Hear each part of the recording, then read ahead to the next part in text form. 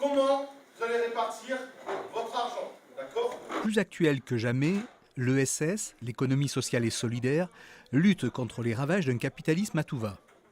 Les lycéens de première et terminale de la filière STMG du lycée Gay-Lussac de Limoges vont ainsi découvrir, à travers des ateliers ludiques, ce modèle d'entreprendre et de développement économique qu'est l'ESS. Quand vous aurez distribué l'argent en fonction, on pourra voir si vous avez atteint ou pas vos objectifs.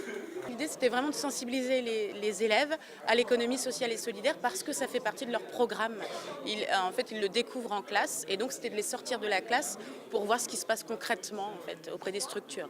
Nous, là, l'enjeu de cette journée EducTour, dans le cadre de la semaine de l'éducation à l'économie sociale et solidaire, c'est justement de montrer aux lycéens qu'il existe plusieurs types d'entreprises. Donc certes, les entreprises comme on les connaît, les SARL, les sociétés anonymes, mais aussi des entreprises qui ont d'autres fonctionnements plus démocratiques, qui ne cherchent pas forcément de profit, qui sont les coopératives, les associations et les mutuelles. Aujourd'hui, en fait, l'économie sociale et solidaire est ouverte aux vraies entreprises. C'est pas parce qu'elles réalisent un profit qu'elles n'ont pas, en fait, dans leur programme en interne, une apologie de l'économie sociale et solidaire. Ils peuvent aujourd'hui, c'est ouvert à toutes les structures. Les petits jeunes viennent faire de la monnaie parce qu'il faut qu'ils payent leur employé et tout ça. Donc il leur faut de la monnaie pour payer tout ça. Parce qu'ils n'ont que des gros billets. Le cadre de ce jeu de rôle qui a été développé par nos amis du collectif Plouc des Landes, c'est de permettre aux lycéens de se mettre en situation. Donc là, ils viennent de produire, ils viennent de prendre des décisions en suivant les statuts de leur entreprise. En fait, c'est vraiment leur faire comprendre que même dans une multinationale, on peut prendre en compte le social et donc les salariés. Et là, l'idée, c'était ça. C'est-à-dire que soit on choisit les actionnaires, soit on choisit les salariés. Et là, l'idée, c'était de dire, bah oui, mais si je choisis mes salariés, ils vont être plus productifs et ils vont plus adhérer à la culture d'entreprise. Et donc, dans ce cas-là, je vais peut-être choisir l'aspect social et valoriser mes salariés. Donc ça, ils se sont rendus compte. Vraiment, c'est ça, c'est vraiment partager l'argent pour distribuer.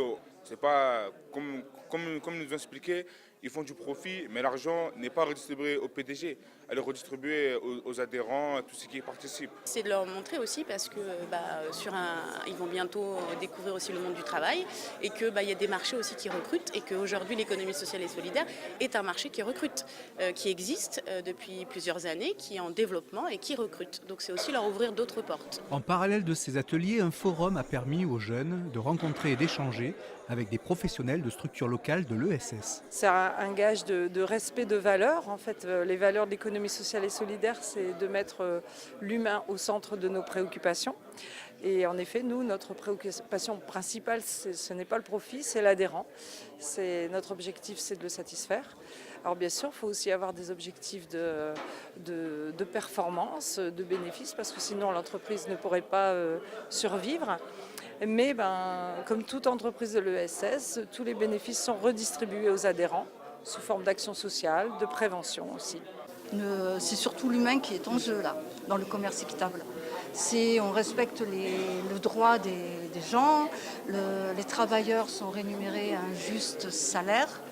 Il y a tous les critères du droit du travail qui sont respectés. Il n'y a pas de travail forcé, pas de travail des enfants. On tend à l'égalité homme-femme, voilà, de plus en plus. Et notamment, le commerce équitable met en valeur le travail des femmes. Et on devient entreprise de l'économie sociale, soit de fait, par exemple une association, c'est forcément de l'économie sociale. Après, c'est le choix. Quand vous montez une entreprise, soit vous montez tout seul, ou en société anonyme, ou SARL, etc. Soit vous décidez de faire une coopérative.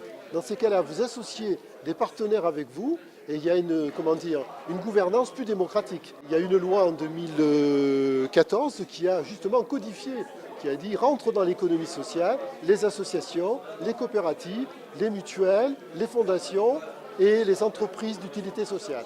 L'économie sociale et solidaire, c'est 10% du PIB français, réalisé par 200 000 entreprises, ce qui représente 12,7% des emplois privés. D'ici 2020, il y aura 600 000 recrutements. On le voit aujourd'hui, il y a un retour aux valeurs de l'économie sociale, puisque le monde capitaliste est de plus en plus prégnant, de plus en plus gourmand même, j'allais dire, puisqu'il veut s'accaparer tout.